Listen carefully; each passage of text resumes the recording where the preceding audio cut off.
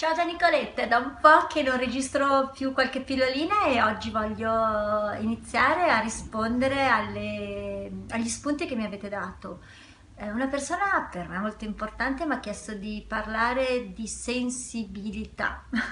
È un argomento veramente vasto, un argomento intenso, anche perché credo una cosa, che la società odierna non sempre premi la sensibilità, nel senso che chi è troppo sensibile a volte si sente alienato, chi sa sentire troppo a volte si sente alienato, chi sa avere quella capacità di cogliere i meandri dell'essenza delle persone a volte si sente stranito perché ti passo una cosa che mi ha detto un mio collaboratore che mi ha colpito molto.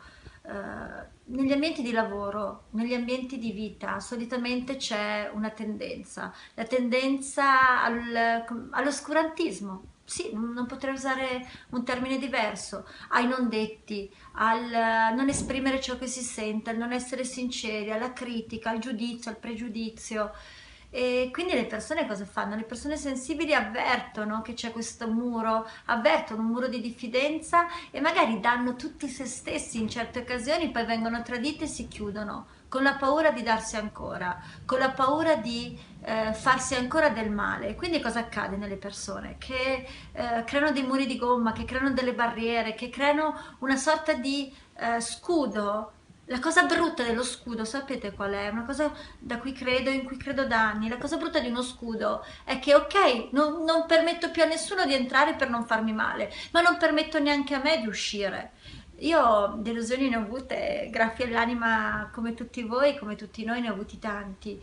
C'è un'unica cosa che però ho deciso, che continuerò ad essere aperta, continuerò a dare fiducia perché potrò continuare ad avere quei graffi, le persone potranno continuare a tradire, però non voglio precludermi la possibilità di amare, non voglio precludermi la possibilità di donare, non voglio precludermi la possibilità di essere essenza. Io sarò sempre me stessa, sempre e comunque, anche se a volte le persone pensano che tu possa manipolare con le conoscenze che hai.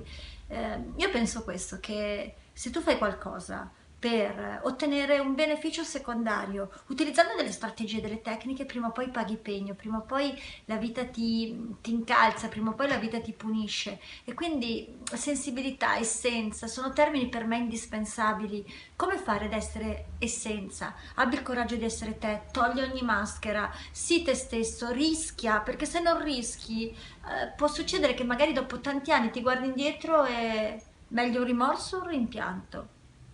A te la domanda e a te la risposta. Io ho deciso veramente di vivere a pieno, rischiando ogni giorno, mettendomi in gioco ogni giorno, dando tutto a me stesso ogni giorno, perché se io sono chiusa, non sto bene con me. Preferisco aprirmi a potenziali anche delusioni, però almeno vivo. E l'augurio che ti faccio è di vivere. Ciao, anche perché è decretato la nostra fine. Ciao ciao, alla prossima!